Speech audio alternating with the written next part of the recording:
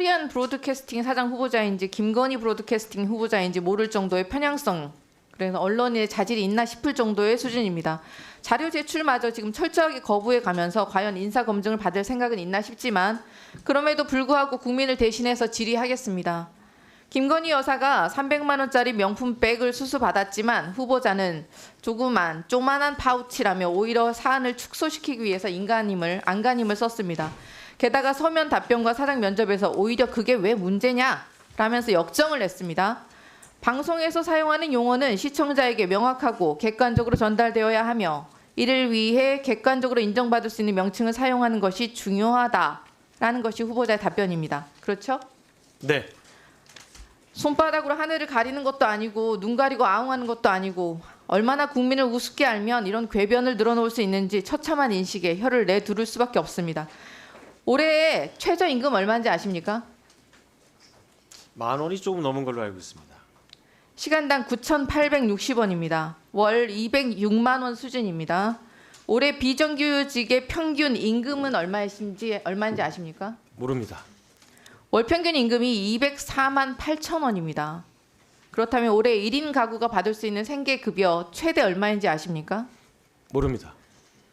71만 3천 원입니다. 그런데 김건희 여사 얼마 상당의 금품을 제공받았다고 나왔습니까? 지금까지? 저 파우치가 300만 원 정도인 걸로 알고 있습니다. 검찰 조사에서 인정된 것만 해서 300만 원짜리 디올백, 179만 원짜리 샤넬 화장품, 양주 40만 원 등 다 하면 500만 원이 넘습니다. 500만 원이 넘는 금품을 그냥 받았습니다. 이게 인정된 바예요. 최저임금을 받으면서 일하는 수백만 명 이상의 국민들은 단 한 푼도 쓰지 않고 526시간을 넘게 일해야 살 수 있는 금품입니다. 비정규직 월급의 2.5배, 그리고 생계급여를 받는 가구는 7개월 동안 쫄쫄 굶어야 500만 원을 모을 수 있습니다. 그런데 권력을 이임받지도 않은 채 국정에 개입했다는 폭로가 터져나오는 국정농단의 주인공 김건희 여사가 청탁을 받으면서 500만 원이 넘는 금품을 제공받았습니다. 이게 쪼만한 인사치레입니까? 어떻게 생각하십니까? 조그마한 인사치레라고는 생각하지 않습니다. 그러면 얼마나 이 300만 원짜리를 쪼만한이라는 형용사를 일단 쓰셨다는 건 인정하시지 않습니까? 쪼만한, 그렇죠? 가방의 크기가 조그만한 네, 쪼만한 인사치레. 네, 아니면 이게 너무 특권의식 아닙니까? 이거 특권의식에 찌들어서 후보자에게는 500만 원짜리 선물도 이렇게 껌값도 되지 않은 쪼만한 선물로 느껴지는 거 아닙니까? 500만 원이 넘는 금품을 제공받았는데 쪼만한 인사치레를 받았다. 이게 무슨 말입니까? 국민이 그렇게 우습습니까? 그 단어 쪼만한에 담겨 있는 박장범 후보자의 의도를 국민들이 정말 모를 것이라고 생각하십니까? 김건희 왕국에서는 1조 원이 넘는 양평 고속도로 사업도 여사의 가족을 위해 마음대로 바꿀 수 있으니 500만 원짜리 금품 정도야 고작이 되는 거 아닙니까? 후보자, 지인에게 만약에 500만 원짜리 성품, 지금까지 명품들 혹시 선물로 당연하게 받아오셨습니까? 저한테는 그렇게 주는 사람이 없었습니다. 그렇겠죠. 네. 만약에 후보자나 배우자가 청탁을 받으며 명품백을 선물 받았는데 당연히 인사치레니까 안 돌려줍니까? 받으시면 어떻게 하시겠습니까? 아니 안 준다니까요 저한테. 받으면 어떻게 하시겠습니까? 아니, 가정을 한 질문에는 답변 드리기가 어렵습니다. 그리고 안 받죠. 네, 돌려주신다는 얘기시죠? 네, 상식에 부합하게. 네 맞습니다. 500만 원짜리 금품은 이 정부에서는 조만한 인사치레가 되었는데 윤석열 대통령이 최근 대국민 담화는 국민 여론이 어떻든 간에 마치 구국의 결단인 것처럼 보도되었습니다. 11월 7일 KBS 뉴스9을 보면 대통령실 대변인, 국정홍보 방송에 가까운 제목들로 넘쳐납니다. 진심 어린 사과, 공천 개입은 없었다. 국정 쇄신 의지 피력, 국정 성과 홍보 줄인 담화. 무려 905초 동안이나 윤석열 대통령과 여당의 입장만 충실히 담기 위해서 각고의 노력을 한 보도들로 가득합니다. 반면 비판 보도 딱 한 건입니다. 그것도 민주당의 비판을 그대로 인용하는 수준에 그쳤습니다. 하물며 보수 언론에서마저 사설을 통해 윤 대통령은 김 여사 변호인에 가까웠다. 반성과 성찰, 쇄신 의지는 보이지 않았다. 이게 동아일보예요. 허전하고 실망스러운 회견이었다. 자기 중심적으로 해명하며 자기 합리화를 하다 보니 민심과는 공감의 차이가 확연하다. 중앙일보입니다. 이렇게 다들 질타를 날리는데 KBS만 유독 꽃길을 깔아줍니다. 이런 게 박장범 후보자가 경영계획서에 써낸 정보의 취사 선택이겠죠? 대국민 담화 부정평가가 70.6%에 달합니다.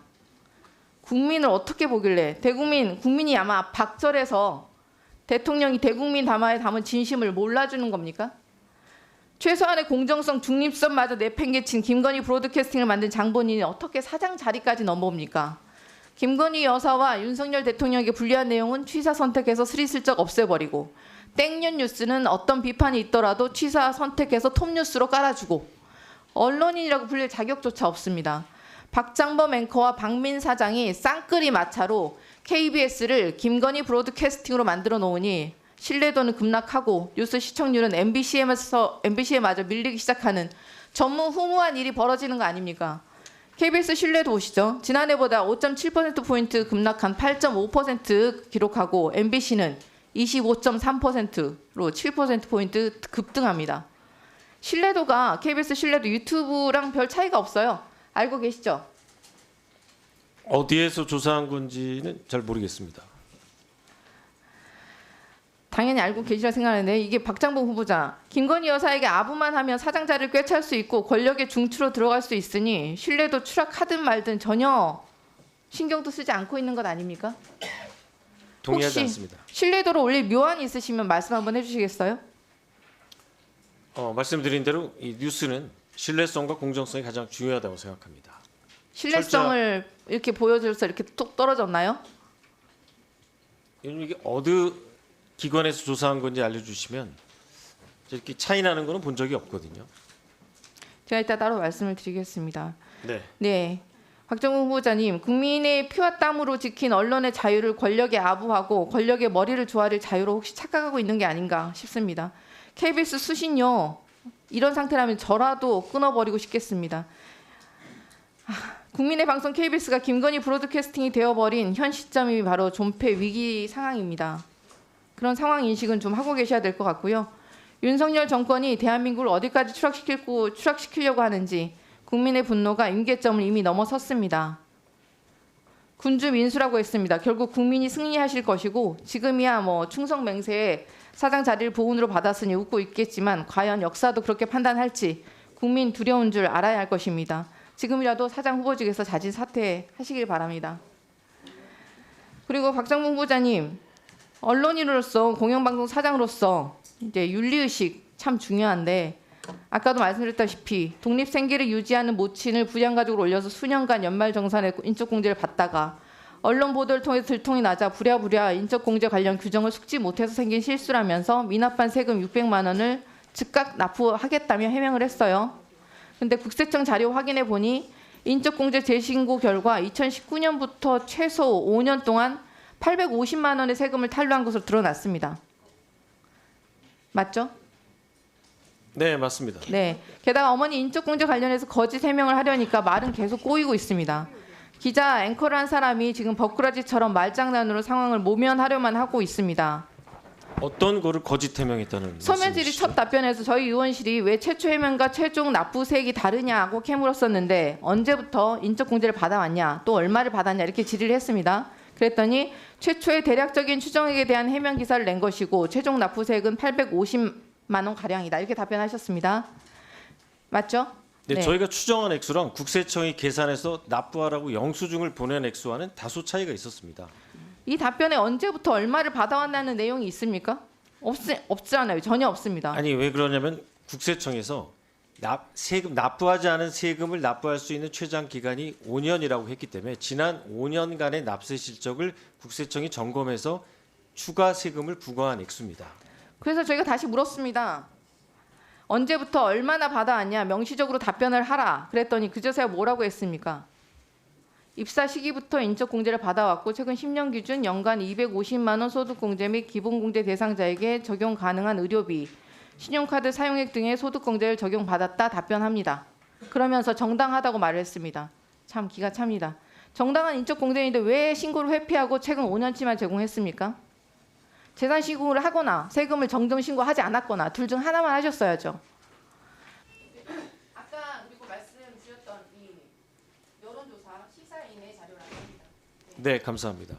아, 예. 네, 그 그 자료 어머님 연말정산에서 부당 공제 받은 부분에 대해서는 네. 명백하게 제 잘못이고 사과 말씀을 드리겠습니다.